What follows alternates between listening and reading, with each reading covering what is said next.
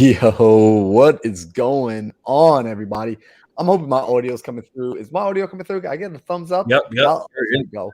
The flash tells me my audio is coming through. Batman's telling me my audio is coming through. So we are good to go. So, yo, what's happening, everybody? What's up, Zach? What's up, Miko? What up, Peter? Welcome back to another episode of the Think Big podcast. We're on episode 42. You know what that really means? It means we've been consistently showing up for 42 weeks, nonstop, back to back, here to provide value. And y'all have been showing up with us for those weeks. So, first off, big shout out to y'all for showing up in the audience. Shout out to Peter for commenting and leaving questions before the show even got started. Because today's episode is going to be a special one. We want to give back, do an open Q&A format, because oftentimes what's interesting is you're watching things on YouTube, you're watching videos, you're watching shows on YouTube, and you have these questions that you want to ask, but you're watching a recording. It's a one-way street. So we want to open it up tonight to be a two-way street. And what we did was Alejandro, Sam, myself, we opened up our Instagrams. People were sending in messages. I actually got a really, really amazing question from some dope, young, amazing entrepreneurs out here in Arizona that I want to make sure we answer tonight, because these guys are young, they're hungry, they're hustling, they're killing it. They're actually going to be here at the Mindset Manor Mastermind in September. So I'm excited for that. They saw the event, they saw the opportunity. They're like, yo, the opportunity to come and be in the room with other people. I'm there, and I love that sort of action. I like when people, they see opportunity and they don't think about it. They jump off the cliff and they're like, I'm going to build the airplane on the way down. So I'm excited for this. Also, what up, Ryan? I got to talk to Ryan because we're going to be seeing him down in Florida next week, right, Sam? Right. I feel like we should give people like a little itinerary too, like what's coming up, just because every time I go out to a meetup, and Sam and Alejandro, you tell me if you get this. Every single time I go out, people are like, yo, Mark, like they will stop me and grab me kind of aggressively, actually. Like, shout out to Peter Leggins, aka the Sober Investor, did this to me the other day. He like grabbed me and he's like, bro, where is the next event? And I'm like, I don't know. Why are you asking me? He's like, because you're always at the events, you're always in the right rooms. And I'm like, well, first off, Sam is always in the right rooms. I just follow Sam wherever he goes. And it started to occur to me, it's like, well, you know what? People are wondering where events are, what rooms to be in, what places to go and pop up to network, to go and be around the right people, because their current friends just aren't cutting it. So, Sam, I feel like, could we give people like a little heads up of maybe like some of the things that are coming up here within the next really like 14 to 30 days? Not even 14 days. We got coming up in like 7 days. Yeah. So one, I think, Alejandro, we're getting some feedback from you, bro. Oh, really? Okay. I think so. Yeah. All good. So, yeah, dude, it's a little bit weirder than that. It's a little bit weirder than, and I think it's a new thing for you and me, where it's not necessarily, hey, where's the next meetup? It's, hey, where are you speaking next? Which is a totally different conversation to be having. And to that point, I'm really glad you said that, because today I actually had someone urge me strongly to put together like a website or like a quick landing page or something where it just has the itinerary. It has like where Sam's speaking at next. And I'm like, damn. So just so you guys know, this is going to be a pretty amazing time, because especially over the next, dude, I mean, not even over the next, Alejandro, you're good now, dude. Marlon, you're not getting any feedback, right? No. Okay, amazing.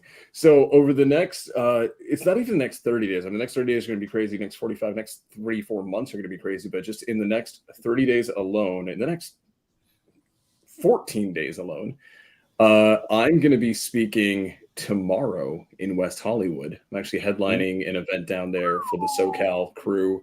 That's going to be an amazing one. We're going to talk about basically something that Marlon, you were actually there with me to invent it, just like you were there with me to have founded Six Figure February.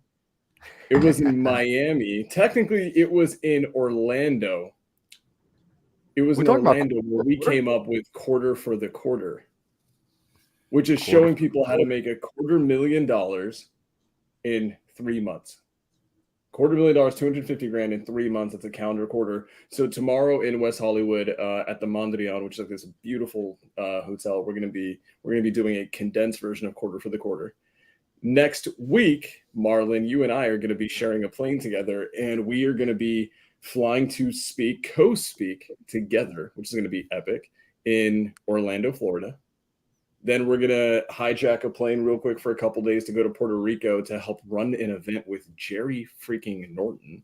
That's going to be a little bit amazing. That's going to be in Fajardo, Puerto Rico. We're going to be there with Jerry Norton and Vina Jetty and Pace Morby, and then letting those guys shine because they deserve all the spotlight in the world. And then I think selfishly, we're going to take that spotlight back a little bit because you and I are going to jump back on a plane back to Florida, and we're going to be speaking and co-speaking in Jacksonville. So, dude, and that's in the next 14 days.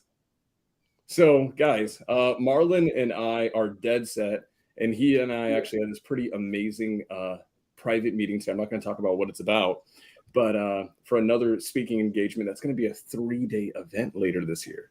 So we're going on tour, guys. Sam and Marlon Take America. It's happening this year. So if we're anywhere near you, guys, drive an hour. Come say hi to us. Don't just consistently see us on YouTube. See us wherever we're at. We want to meet you. We want to be able to give you guys hugs, get photos, all that good stuff, because there's a different vibration to physical proximity. But yeah, man, we could go on forever because we got a lot going on. Yeah, bro, I'm hyped, y'all. Like, I'm out here. I'm trying to shake babies and kiss hands, yo. Like, let's go. Yeah, let's go. I heard that wrong. I thought you said make babies. No, you heard that right. I was like, you make babies? All right. Shake it. Wait, you say So yeah, right, there you go. And Marlon's gonna shake your baby. All right, Alejandro, let's get into it. Because otherwise Marlon's gonna keep saying dumb things. But that's okay. I'll get weird with it, man. I'll get real weird. What? All right. All right, let's do it, guys. We've got Q&A. Guys, we've got an open Q&A. We've got a ton of DMs amongst the three of us from our Instagrams. We're going to be spending a lot of time going through those. We're going to be spending time going through the live questions in the chat. I love getting questions in the chat. It's like one of my favorite things because I can't help but watch the chat and I can't help but want to answer things. So if you guys have questions, blow up the chat right now. We're going to get to it. But Alejandro, you want to start us off? Yeah, absolutely, man. I have some pretty cool questions. Let's see here. And this is great because all these questions being asked are going to be answered by three amazing individuals right here.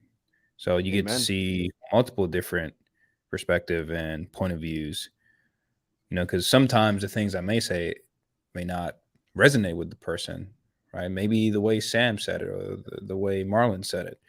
So I have first question here on Instagram. I have how to maintain balance between multiple sources of income and personal life. What do you think about that, man? That's a really great question. I can't see the name here. I can't really pronounce it. But how to maintain a balance between multiple sources of income and personal life. Now, for that, I will definitely need to have a little bit more context. I don't really know if you have partners. I don't know what type of businesses. I don't know if maybe a few of the businesses you have are actually hurting your success, you know, so I don't really have much context there, but I'm going to assume that you're saying that you're overwhelmed. There's a lot going on. Perhaps maybe some of the business or source of income you're working on, it's not as much as you want it to be. I already know Sam's answer. But I'm going to say this. How to focus on multiple sources and your personal life. Number one, your personal life should be your business life. That's just my take. Everything, when people ask me, what are your personal goals and what are your business goals? They're all the same. They're both the same because the business is going to reflect on how I live my personal life. So this is how I like to merge those in. So that's one, you can cut that out. Personal life, bring it into business life. Again, Sam and Marlon might have a different point of view, but I believe if I can continue providing for others, that is my personal life. I get to provide for others and solve tons of problems. I mean, I can't really sit down and imagine what quote unquote personal life will look like. What does that look like? Where I'm not doing business? What am I watching TV? Am I cooking? What does that look like? I don't know. I can't even think about it. Doesn't make sense to me. And as far as the multiple sources of income, again, that will depends on the context. I don't know what's going on with them, but I would personally focus on what you love and what you enjoy doing, and whatever business provides that enjoyment, that enjoyment for you. Focus on that business. And then the other multiple sources of income, again, I don't know what's going on, but I would say if you don't have partners, go find partners. I would, probably love that more than you will. And share the pie. Share the pie, grow the pie, because you can't do that all by yourself. So that's my take on it. And I want to keep it short because, I already know we can go into one episode just based off that. But, we want to get to everyone's answer. What are your thoughts, Sam? I'd love to hear yours, man. I mean, the reality is I can't go super in depth because we don't have enough context here. So what I'm going to do is, I think Alejandro gave a phenomenal answer, because it's living life by design, right? We design the life that we want to live, and I'm all for that. I'm gonna go ahead and generalize this question because it was a little bit vague, and amalgamate it to another question we consistently get, and it's basically work-life balance, right? How do we achieve work-life balance? How do we balance family and work and being an entrepreneur and all this kind of stuff? And so in general, I'm going to keep it down to a mindset shift between work-life balance, because when you say work-life balance, what you're saying is, you're inherently saying is, there needs to be compartmentalization or segmentation between the two. And one thing that I consistently see is people who try to have a clear-cut differentiation between being an entrepreneur and a business owner, and being a family-oriented, family-dedicated human being, is it's rough, it's hard. And sometimes when you do that, what you're doing is you run the risk of them coming at the cost of one another. One succeeding, the business succeeding, will come at the cost of me maybe spending less time with my family. So whenever we have this segmentation or compartmentalization, I think there is a power to maybe asking ourselves, can we integrate a little bit more? Some of the people that I tremendously look up into this industry, they've done a really phenomenal job of integrating as many parts of their family lives with their business as possible, right? There's people like Pace Morby, who works with his wife. He was partners with her for quite a while. He takes his kids onto certain seller appointments. He will have the entire family come out and set up an Airbnb together. And so there isn't necessarily this hardline segmentation or separation. It is, how can we actually combine the two as much as possible, so it never feels like one is kind of parasitic to the other? Because when you have that vibration, it ends up hurting everybody and everything. So in general, I say that. And then just to piggyback off what Alejandro said, is Alejandro's right. Like, find partners that you can kind of lean on, and they can run things without you. I think, just to give a different contrarian kind of opinion, instead of finding a partner, because when you find a partner, you give up equity in companies, you give up profit share, you give up this massive thing. Get better at delegating. It's great to have multiple income streams, but it becomes extremely difficult to have several income streams that are all reliant on you showing up. So it may not even be partners are needed. It may just mean that you need to become better at studying delegation and hiring. So I'm going to say that for now, and then I'm going to get it up to Mr. Mindset Marlon. Come on, dude. Marlon, you're muted. Oh, you're muted. You're totally muted. It's the sauce. He's given up the sauce, and he's muted again. He's always muted. All right, I'm back in the game. So I'm not gonna beat a dead horse, because you guys both you hit the nail on the head. And I just want to remind everyone of this phrase. It's work-life integration, right? Just like Sam said, when there's that balance, we are trying to compartmentalize, and that trying to compartmentalize has the tendency to hurt us. Instead, look at how does it all integrate. And here's my opinion. You guys know it's Mindset Marlon, right? Like, I focus on mindset. I focus on the why. This is something I learned from Jesse Itzler. Jesse Itzler is the husband of Sarah Blakely. Each of these individuals are billionaires in their own right. Sarah Blakely was the founder of Spanx. Jesse Itzler made his money in private jets and business acquisitions and just being a really awesome human being. What he spoke about was, you plan your life first You actually create your life, create the moments, create the memories and experiences on a calendar, right? Look at a calendar at the beginning of the year when you're mapping out your year goal. And instead of putting your business goals in there first, start to put your life goals in there. And what do I mean by that? I'm going to get very specific and granular. Once per quarter, put a bucket list item, right? You wanted to go skydiving. You wanted to go to New Zealand. You wanted to go camp at Zion. You wanted to go to the Grand Canyons. Put something like that on your calendar once per quarter. Once per month, put something that you like to do that you don't get to do regularly. Maybe this is going to the beach with your dogs. Maybe this is going on a date in the city with your girlfriend. Whatever it is, put that thing once per month. And then once per week, put something that's uncomfortable, but it grows you in a way. So maybe it's a tough workout, whatever it is, once per week, you put that on the calendar. So you've got your weekly, monthly, and quarterly life situations that make your life amazing, that build the experience of your life. And now that those things are locked in stone, begin to build your business plans around that. Begin to build the rest of your life around that so that you never neglect the most important pieces of you. Now, that's my opinion. Again, without much context, I can't give too specific of a. I would love to be able to help you more specifically, whoever you are, user 2578. I don't know who the person is, Alejandro, but whoever that person is, we just need some more context to be able to help serve. Yep. On to the next. Let's do it. Who wants to go next? You want to take a hit at it, Marlon, now that you're here? I would love to. It's just going to involve me. So what I did is I'm on my YouTube streaming right now on my Instagram. So what I'm going to do is I'm going to let my Instagram stream for like 5 more minutes. So if y'all are on Instagram, comment YouTube to come over because I got to go back into my DMs to see what the questions were because I can't pull it up on my cell phone right now. But I do want to go up and answer Peter's question because Peter typed this question in early today. And he said, wow, we should answer his question first. Of time, money, deals, etc., and how we're taught since birth how they are scarce, that we are greedy for wanting to be good stewards of them, etc., and how through reprogramming the conscious mind at any time we can recognize these things coming up for us and we can change our mindset to have the goals we go after. I know it's a bit long-winded, I know. And Peter, I love this as like just a topic. So it wasn't even necessarily a question. It's more so like, can we talk about this topic? And you guys know me, I love mindset. I'm happy to talk about this.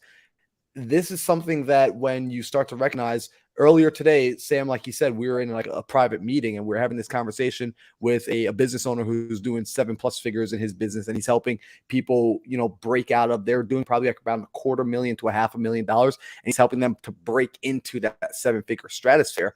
And what we spoke about, I'm going to be going on there to speak to those people just about this alone, mindset, because when we discussed it, it became very obvious. I said it to him. I said, I think the challenge with your people, it's not a tactical issue. They tactically know what to do. It's a mental issue. There's a limiter on them currently, and they may not even be aware that that limiter exists. And sometimes the limiter that we take off of our minds to go from 0 to 10 isn't the same limiter that needs to be removed in order to go from 10 to 100, 100 to 1,000, 1,000 to 10,000, 10,000 to 100,000, 100,000 plus. Each time we get to a new level, there's a new limiter that needs to be removed. And this is why it's constantly important that you go back to the fundamentals of what started to birth your original success. A lot of people's original success came from investing in themselves, going and studying something new, becoming a new student again, right? Putting themselves in a position of asking for help. What starts to happen as you start to gain a little bit of success, as you start to gain a little bit of traction, and this is even, everyone defines success differently. Some people, their success is having that 9 to 5 and they just got that promotion and they're making $80,000 per year. They feel like they've made it because they started off making $30,000 per year. And now there's a new ego attached at that new level that they don't want to abandon that ego.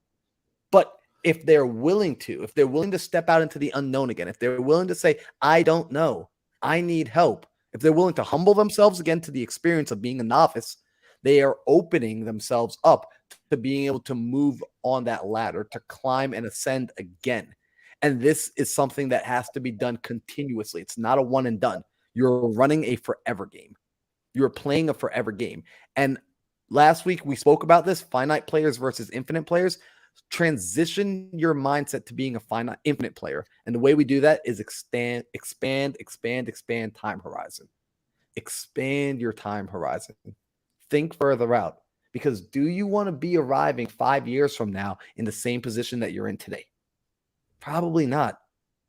However, just imagine what it would feel like and be like to, for the next 5 years, ask for help, open yourself up to being able to do more, be in those bigger rooms. See yourself doing that.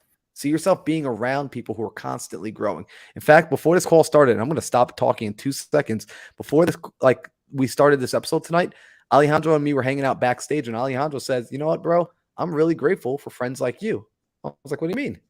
Alejandro says, "Dude, if you were like one of my old friends, we would just be talking about, going out and getting a drink after work or doing this or doing that." He's like, "But I love seeing that my friends are just actually out there doing the work, just working on themselves, growing every single day." How cool is that? So, Peter, appreciate you for that, bro. Great, this topic that you brought up. Yep. I think that's a good one. I don't know how to hit on that any better. I mean, that is the epitome of having an abundance mentality, having the perspective to attain it and rewire your brain from the scarcity that society has generally kind of given us. Society defaults people to a scarcity mindset, and that's natural and that's fine. It requires a very intentional reframing and rewiring of the brain. I don't think anyone can teach on that better than Mindset Marlin. So Alejandro, I don't know about you, man, but I want to move on to the next question because I can't follow with that. I only look back. I would just put on there that a very simple way you can look at that is the person you're taking opinions from, are they doing the things you want to become in life? And if the answer is no, just move on. Respectfully say, "Hey, I appreciate your opinion." I think I said that to someone the other day. I felt really rude saying it, but I told him I don't value your opinion, so I'm sorry. But thank you for what you said, and I just moved on. I think that came off really rude the way I said it, because it was like that person was talking for a really long time, and that person it's nowhere close to doing the things I want to do in life. And it just came out. I guess maybe it was supposed to be an internal thought. I don't know. But if they're not doing the things you want to do in life, you probably shouldn't pay attention to their opinions. Not saying that their opinion is not important, but they probably don't have the point of view that you're needing currently to move on to the next level. So always look for someone, that's in a higher level than you are. That's all I would like to add to what Marlon said. Marlon hit it right nail on the head. Dude, I love that. I want to comment real quick on what Alex put up here. Rewiring your brain and perspective on what's right and wrong is really hard, but very important for growth. And I agree with Alex. It's difficult work. And just look at it like going to the gym. This is for everybody. Look at it like going to the gym. It's something you got to do daily, right? You've got to go and grow your mind daily, every single day. Yep. Sam, you got a question over there that you want to? I got one, by the way, too. I got one that I promised someone I would answer on the call tonight. Let's do this. I'll lead this next one, and then we'll definitely get to that one. So I've had this question every time I do a Q&A. Every single time someone asks this in some way, shape, or form, and I'm going to synthesize it down to at least common denominator question. And it's usually coming from our fellow men. Every time I've done this, every single time. It is now... Anytime I do a Q&A, we always think we know the question that's always going to come up, the most common denominator. And we usually think it's, how do I get started, right? How do I go and get my first deal? What's the best list? Like, we know those ones. This one has become one of those default questions I know always comes up. I put up the Q&A just before very recently before we went live, and already got it. And it always ends up being the same question. Hey, I'm basically not getting the success I want in investing, and my wife wants me to go back to work. What do I do? How do I convince her to let me keep playing this game? And basically, the synthesis is always, I'm a husband, I'm probably a father. I don't know about this specific one, but usually I'm a husband, I'm probably a father. My wife basically let me come and play entrepreneur for a little bit. Haven't gotten a deal, haven't made money. Financial pressures coming back in. How do I convince her to let me stay in? And I've got a very hardline answer. that men typically do not like to hear. And every time I give this answer, usually through like Instagram stories, I'm limited by how much I can text and convey, through a written format. But my answer usually tends to land very well with the females and not very well with the males. The men get kind of upset at me for saying it. But tell you what, I'm gonna hold my tongue here for a minute. Alejandro, I know you're gonna feel strongly about this. What do you think? I want to make sure I understood. Can you repeat that one more time before I say the wrong thing? So the scenario is this: husband, potential father, right? Basically convince his wife to let me go and do entrepreneurship. Let me go and try to become a real estate investor. I'm going to go get into a mentorship, go do deals, whatever. They don't get the deal done. They don't make the money. They basically just don't get the success they were looking for. And then now financial pressure's back on. Wife is saying, hey, time to go back to work. We got bills to pay. And the husband almost always, I've noticed this, they always end the question with this: how do I convince her? How do I show her? How do I let her, the wife, let me keep doing what I'm doing? Let me keep pursuing my entrepreneurial dream. Oh man, there's so many ways I can answer that one. Again, context matter, right? How far he's in the entrepreneurship. This one actually gives me anxiety just thinking about it, because just dream killers, bro. It's like, oh my God. Here's the truth. I'm probably going to be a little bit off as far as where I'm going with this. But as a man, if you're not providing for your women will devaluate you. She would not see the value in you. A lot of people think, and this is just my own personal opinion, guys, something that I noticed I was reading this book, and it says about 95% of our reality comes from our surroundings, which means that if I offend you in any way, I apologize. Those are not my intentions. It just means you have a different reality, and that's fine. But if you don't provide for your women, for your spouse, as a man, and I'm speaking to the man, she will not value you or respect you how she needs to. How can you expect respect and beliefs from your spouse if she hasn't seen the results? And this is a really hard one, because your wife is sitting in the background waiting for the result. She can only believe you so much, but we are humans and our brains tend to believe things we can physically see.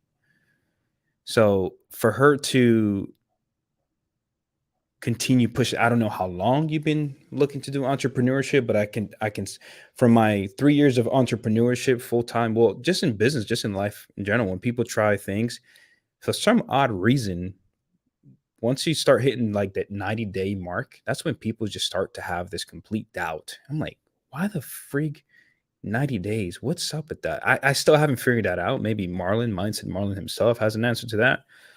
Even when you tell people, hey, don't expect shit for the next 12 months, at the 90-day mark, I don't think this is working out for me. It's what they would say. I'm like, how do you even fix that? What is going on? What happened to being in it for the long run? I don't know. It's some weird stuff. But going back to it, how you convince is by providing results. That's how you can convince them. That's one way. Another way is by being upfront. I happen to be in a very good position that before I got into a relationship, I was already an entrepreneur. And before I got into the relationship, I told that person that if you try to stop me, you will be immediately deleted from my life. I don't care how long we've been dating. I don't care if it's, we say we love you, I love you, whatever it is. If you try to stop me from my success, I will delete you from my life, period.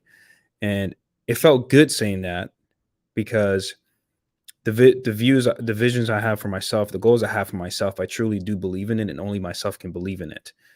It's what I believe, right? Because how can somebody internally understand your goals and your beliefs if they have a different reality than you do? The only way that they will start to believe you again is by results or consistency. Something that I do. Marlon and Sam, believe that when I say something, they truly believe that I will do it because they understand I have been consistent and they've seen that by my actions. And it's really difficult. I've talked to many people on the phone, on Zoom calls, thinking of, having divorce and stuff like that because their spouse is not supporting them. And I don't think divorce is the option. Anytime the thought of breaking up in a relationship, I instantly go, and this is probably my newer mindset. I go into, what if this was the only person on the planet? Would I be thinking this way? And this is what I mean about, you guys heard me say this a lot, is changing the definition of a certain outcome so you can have a more positive outcome from it. If you have a negative belief on something, try to turn it into a positive belief by defining it differently, right? Because people think, oh, I'm just going to find somebody new. Why? Well, because you are on Instagram and you see multiple choices and you have different options and there's tons of men, there's tons of women out there that you can choose from. That's why people are, and I think this is weak-minded or easy to break up with someone when things doesn't work out instead of actually working towards fixing that certain thing. So, man, I can continue going for hours for this, and I'm just going to stop there. My response to you, sir, is work your ass off, look at your wife in the face and tell her, this is the shit I'm going to do for us. And when she looks at your eyes and you say it to her, she must believe you. She must feel what you're saying.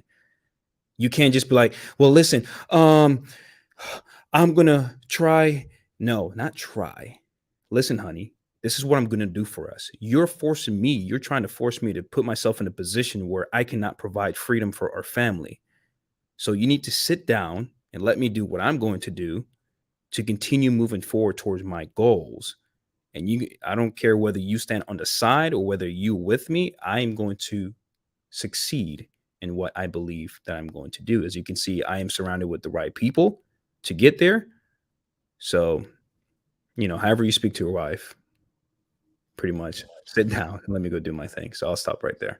Sorry, guys, if that was a bit long. I'm really passionate. No, you're good. No, that was so good. So what I did, I actually went to my old Q&As and I actually found like one that had a lot of. You guys can you see that? Yeah, I don't know. You guys can't see that. I respond a lot. I have a lot of like text. That's all me right there in that essay. That's so fun, bro. But this one actually has more context. It's actually from my previous Q&A. And then it's effectively the same question with a little bit more context. So I was able to give it a little bit more of a thorough answer. And they said, haven't gotten any deals yet. Running out of money lifelines. I'm assuming they have a budget and they pretty much burnt that budget. Wife needs me back to W-2 to pay bills. How do I convince her to let me stay in? So now we have more context. Hey, wife let you try. You set a budget aside. You had a money lifeline. That money lifeline is gone.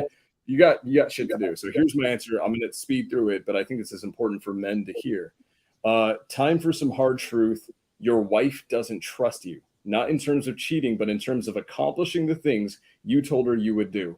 You told her you would do real estate and make a shit ton of money and probably buy her a G-Wagon. You didn't.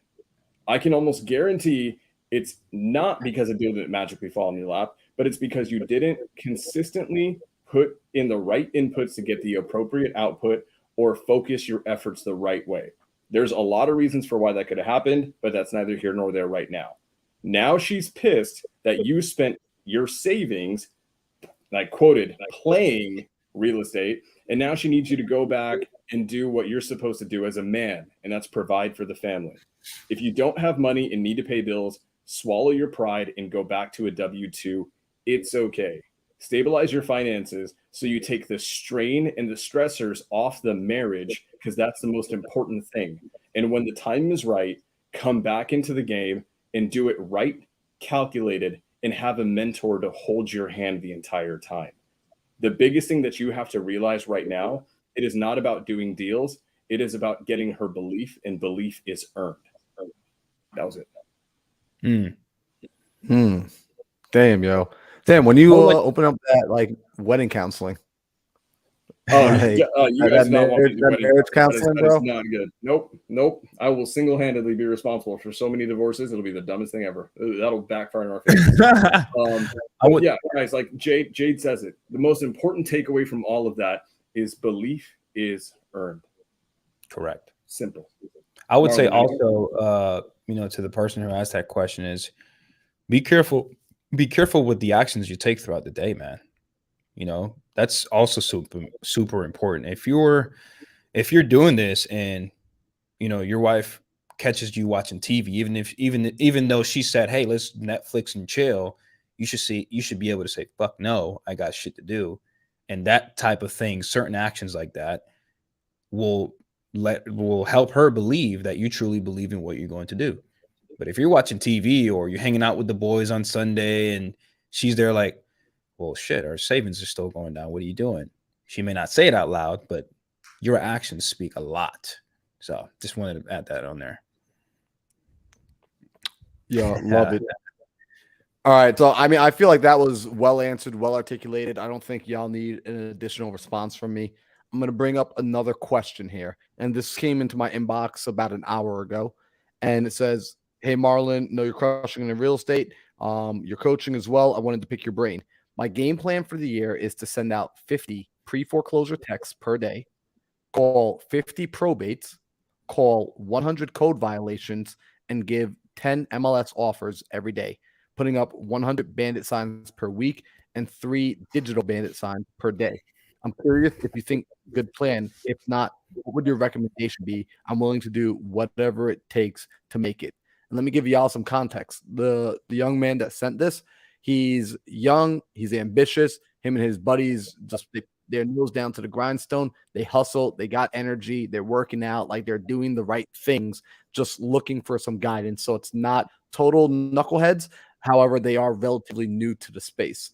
And I already kind of sent him a voice message back, and I asked him as well. I said, what is your team looking like? Do you have people working for you for lead generation, or are you all doing the lead generation? It says to 3 of us, but each of us would be doing what I just described each. So each of us would be doing all the things I just said, all 3 of us. So I already have my answer, in my opinion. But I would love to open that up for y'all as well.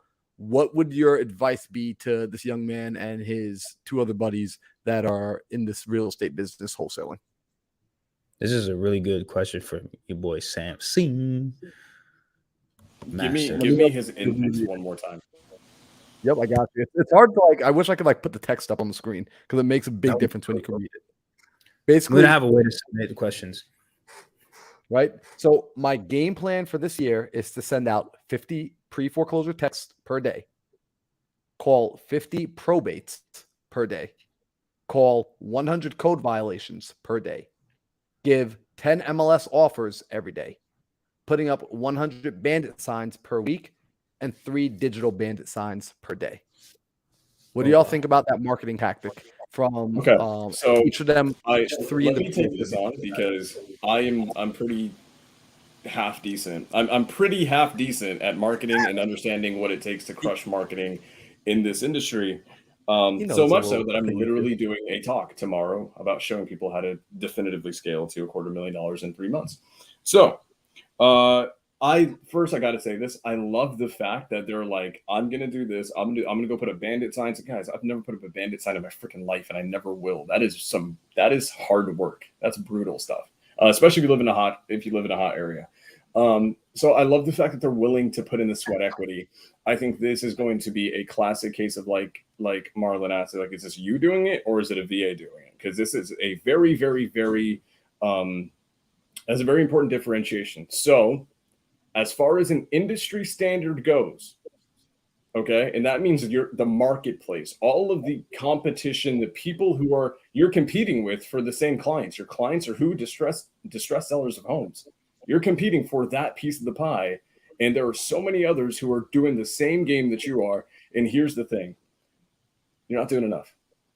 That amount of input, 50 outbound pre-foreclosure texts per day, is not nearly enough. If you actually go back maybe a couple months into the Think Big podcast, we did a 4 or 5 part series called a Lead Gen Mastery.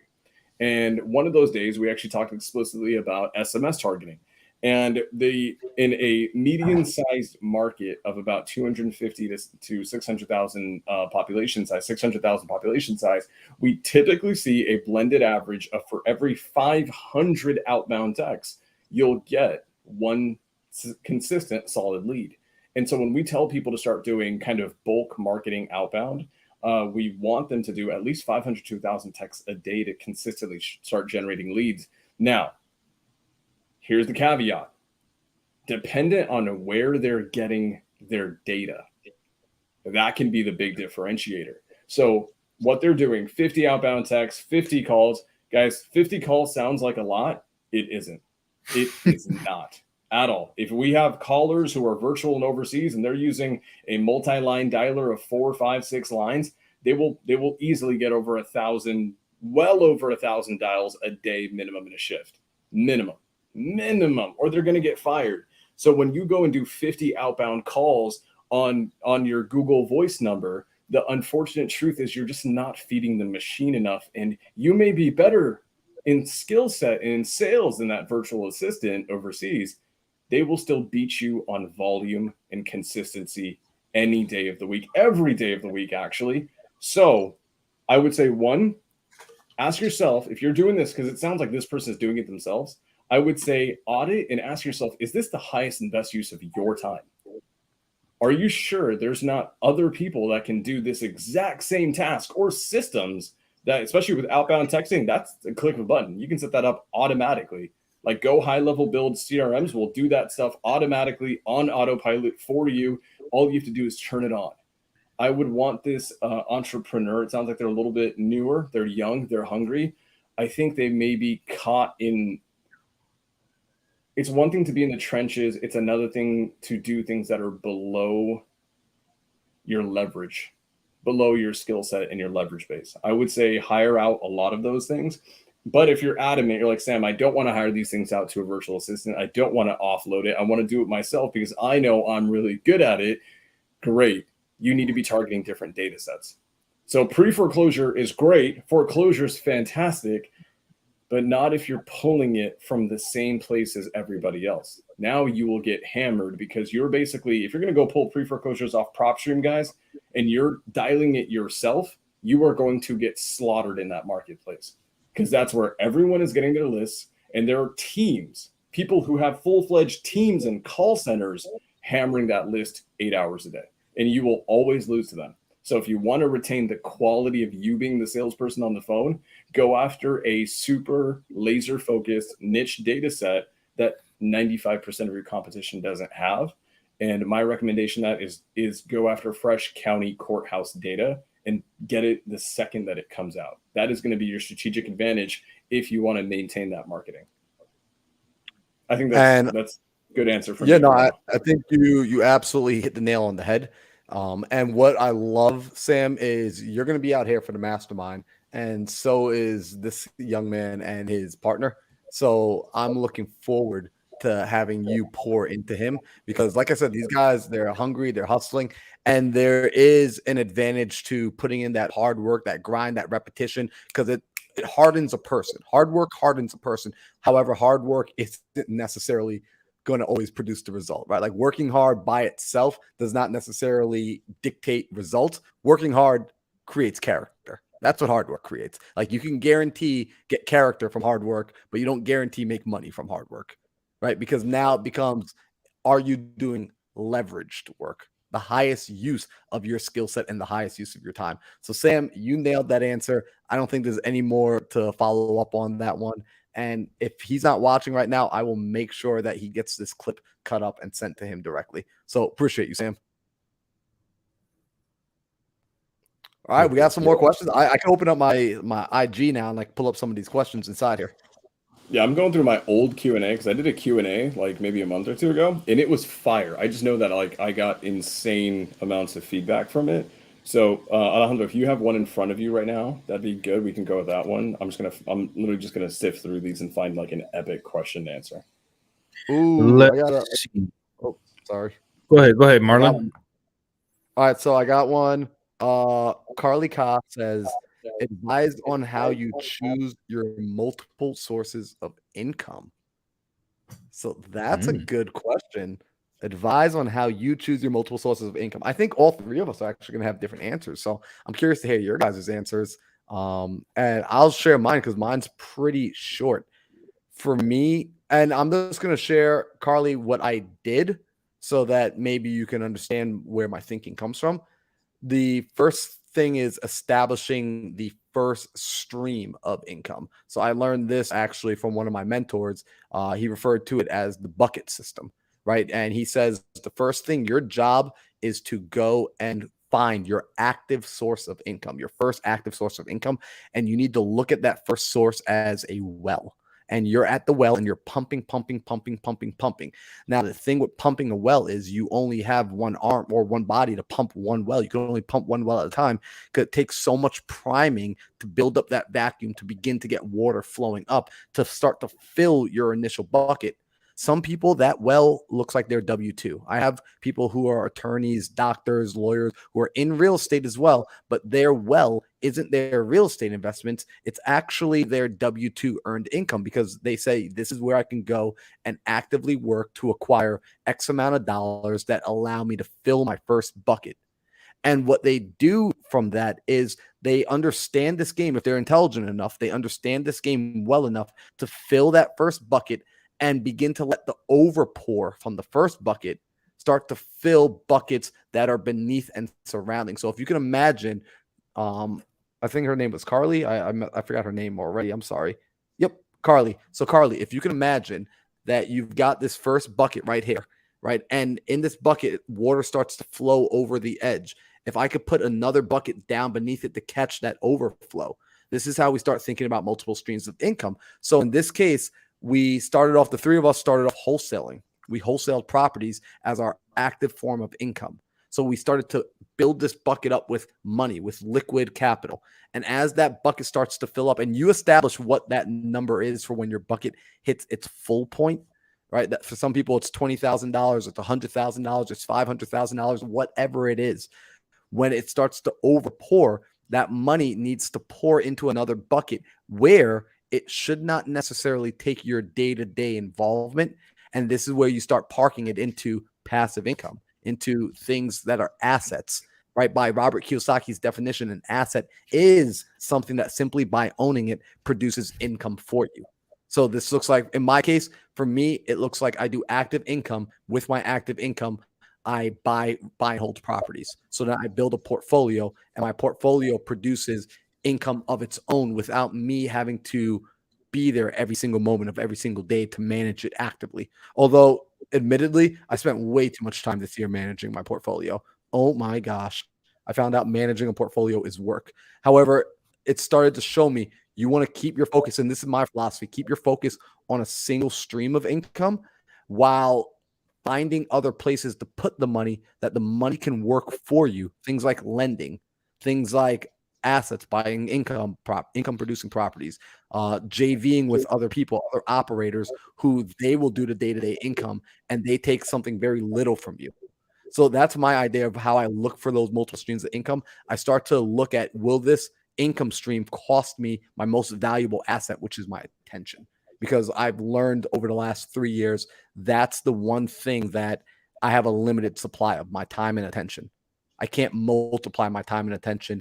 I can only put it in one place. So it's important for me to discern where I put it.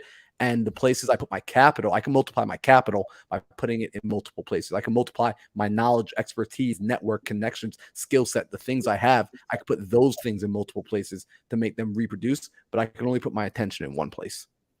So I hope that answers the question.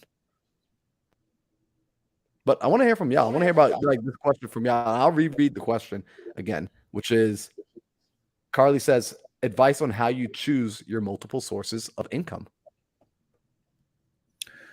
I'll give a response to it. It honestly will depends on the person. It depends on you. It's how much you can take in throughout the day.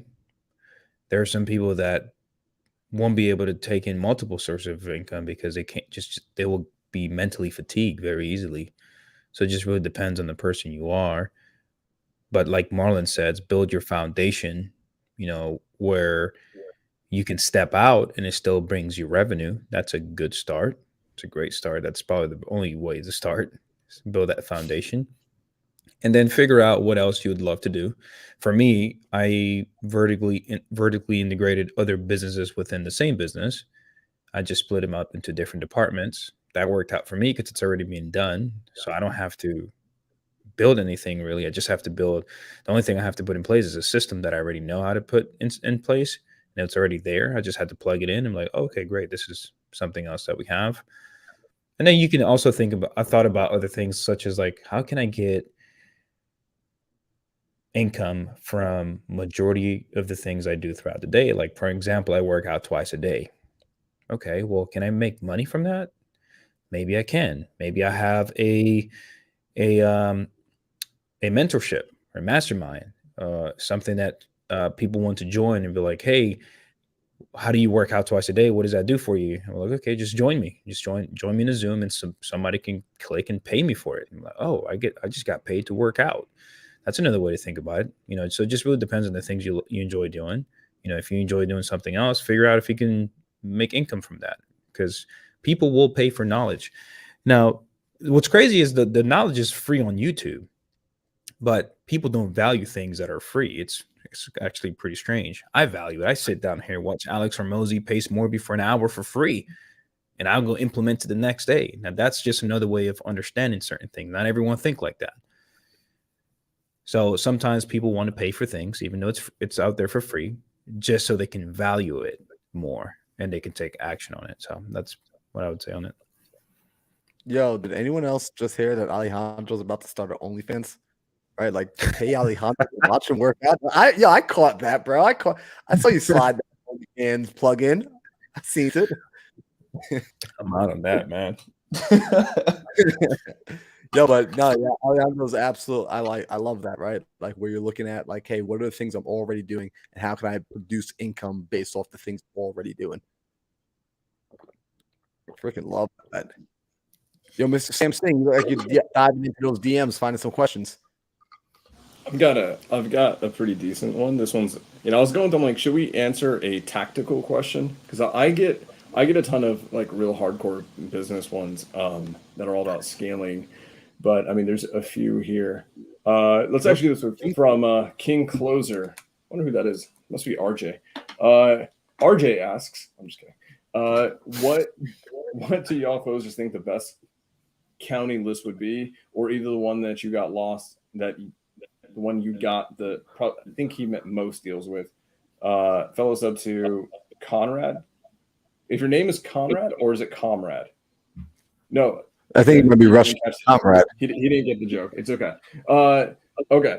So he's basically asking, what is the best list? Okay. And for the most part, what is the best county list?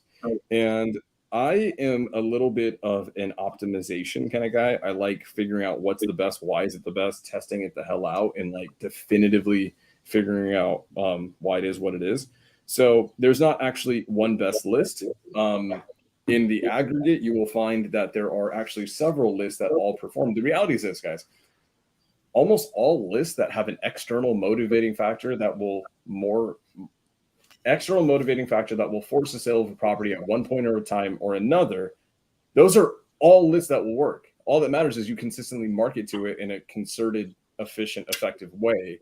That being said, are all lists built equally? Not necessarily. A tired landlord list, it's a decent list, but there's a reason why you have to pull 50,000 of them, some bitches, to get a deal. Why? Because there's no other pressing time or urgency or distress factor there.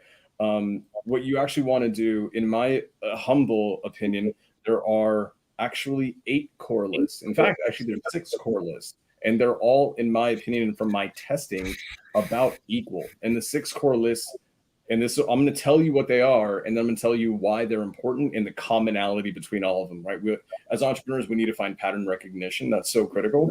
The 6 core lists are pre-foreclosure, foreclosure, pre-probate, probate, divorce, and eviction. Marlon, did you spot the one common denominator between all of them? I mean, this common denominator I picked up is they're all in pain. They're all in extreme pain, right? Alejandro, you have an idea? Nope, that's it. Same thing. Time sensitive. Okay, there's Yeah. more than just pain there. There is a presence of a judicial court proceeding. There is a proven Ah, time and time again statistical correlation and almost causation. And in some of those lists with foreclosure, straight up there is a causation. When the courts get involved in the handling of a property and or the dispositioning of a property, what to do with the property during a court proceeding, the chances of that property being sold or turning ownership is exponentially higher than any other list that you can pull. It doesn't matter if it's uncut grass citations or water shutoff or any of that. Those 6 lists are what we call core courthouse data points or core courthouse lists. Target those. It's not one of those. And the cool thing is this: if you target all 6 of them, you'll get enough of a range of situations where you can capitalize on multiple avenues. With foreclosures and pre-foreclosures, you're going to get phenomenal creative finance deals. You're going to get sub-2 deals, right? For a probate, you're probably going to get some fantastic cash deals, maybe even creative deals. Divorces, you're going to get both. You're going to get like everything in between. So same thing with eviction. With eviction, divorce, you're going to get, and probate and pre-probate, those 4 lists, you're going to have cash and creative as potential acquisition strategies. And then on the foreclosure, pre-foreclosure, it's almost unanimously going to be subject to as your acquisition strategy. There may be some other ones too, but those all have a judicial proceeding attached to it. And motivation and pain goes through the freaking roof when you have attorneys and judges involved in your property. Target those. You get those directly from the courthouse. The full transparent truth is not every courthouse is going to be able to provide them to you. Not every single one of them is going to be able to do it in like a reasonable, easy fashion. So you can go ahead and get these lists either directly from the county if you can. Most counties, you may not be able to get the data super efficiently, effectively. You can go ahead and get it from a vendor. I don't want to turn this into like a plug show, but if you are interested on like where just so you guys know, it's the only data set I target. In our outbound marketing, we only target the 6 core lists. That is it. And if you want to know where I get my list, like DM me after on Instagram and I'll get you guys hooked up. But courthouse data. No one private list, just courthouse data. Love it. Absolutely love it. And I would say, Cora asks, is divorce a good niche? The answer is yes, right? The reason for what Sam just said, I would say the biggest thing, though, is you're going to want to understand, Cora, how to solve that problem. You're going to want to learn how to communicate and speak that language. As you go and you start to tackle these pre-foreclosures, foreclosures, divorces, evictions, these things, you want to start to become the resident expert on these problems, learn everything about these problems, understand these problems through and through. So when you get on the phone, you can sound different because then you can guide the conversation. You can actually walk these people, these homeowners, they're experiencing some of these these situations for the first time, maybe the second time, but it's not a regular day-to-day occurrence as it will be for you as you make this your target, right? You make this the people you want to serve and the problem you want to solve. So I love this. Let me say this. Fun fact, Cora, I'm really glad you asked that question because so far the first 2 quarters of the year, the first half of the year, we were actually tracking amongst the 6 core lists. They're all crushing. We were actually tracking the performance of them internally for my team. And divorce for us specifically, for my team, my acquisition team, divorce actually produced the best results across the board with the highest, especially if we were wholesaling, it actually had the highest associated assignment fee. Here's the reality of divorce though. They can take long sometimes, depending on when you catch it in the divorce proceeding. Because Cora, you said you've been divorced. I'm sure yours may have been a really fast divorce, but there are divorces that take forever to finalize versus a foreclosure that has an auction date in the next 30 days. Like those things are going to be done, right? There's like a buzzer beater there. But for us, divorces have outperformed all the other 5 list types. The reality is Marlon's right. It is a different, very, very, very different sales conversation to have because you are basically juggling personalities, right? You're juggling personalities. You're being an arbiter. You're being a referee between 2 parties. Dependent on the relationship between the 2 divorcees, it can be extremely easy or it can be extremely hard. So to put things into perspective, we one of my favorite deals we've ever done.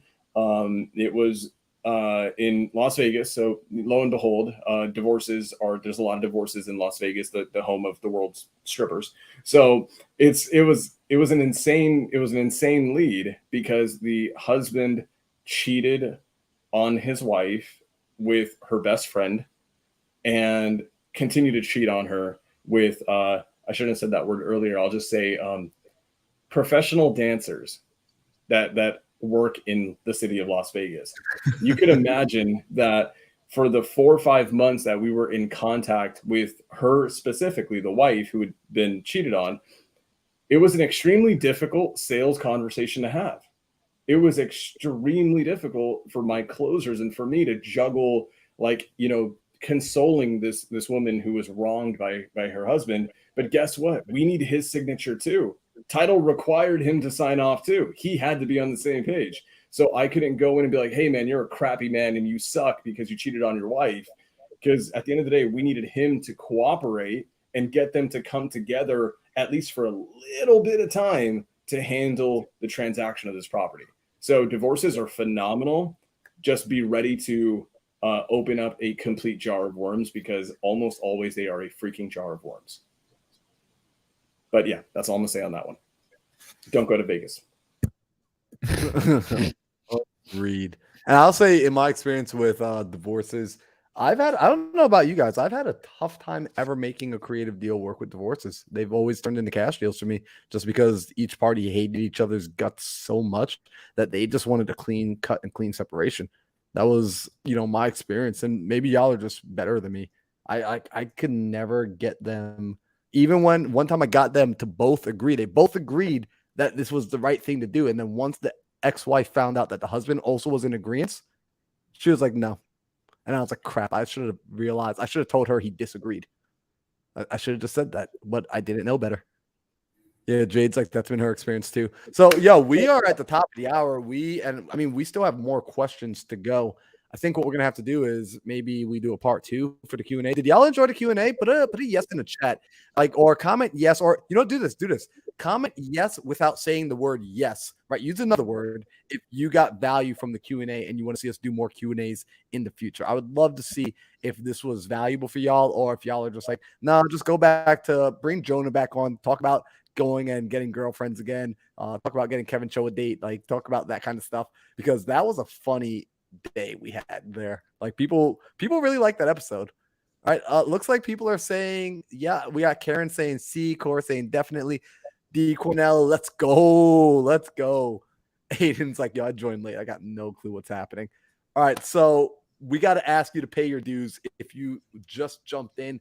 If you are tuning in for the first time, if you're a first-time listener, first-time caller, we're lucky to have you. What we're going to ask you to do is go ahead and like this video if you haven't done so already. That's that little thumbs up button. It really helps the algorithm, helps us want to continue growing this.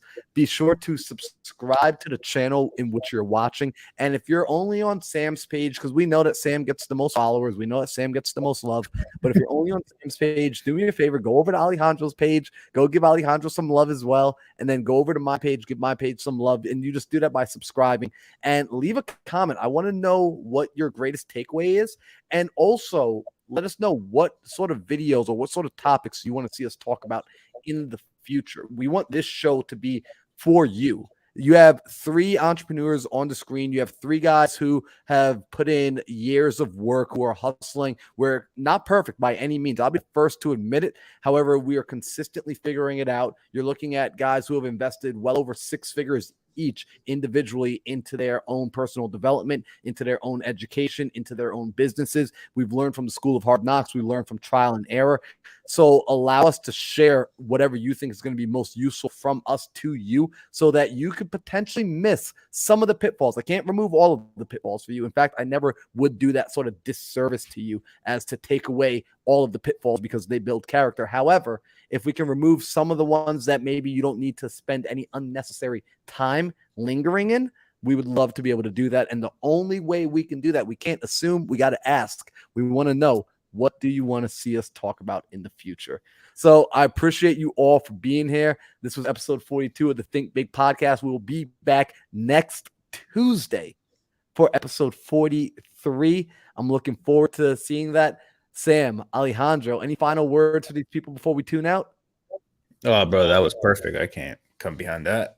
Thank you guys for being here. See you next. Wait, I do have one thing to mention. Marlon, you and I may actually not be here next week. Sad to say. Oh yeah. We will actually potentially be on stage we will actually be on stage at this time. So unfortunately, Marlon and I cannot be here next Tuesday. We will be speaking in Orlando. But you know what that means? Guys, no one actually shows up here for me or Marlon. Like, let's be honest here. Let's actually be honest here. They're here for this handsome brown Bruce Wayne down there. With that gorgeous man beard. But we won't be here next week, unfortunately. That means that, guess what? We're going to come back the week after, and we're going to go 10 times freaking harder for all of you. The only thing I want to say is I appreciate every single one of you, and that's it. Bro, I love it. Looking forward to seeing y'all. Enjoy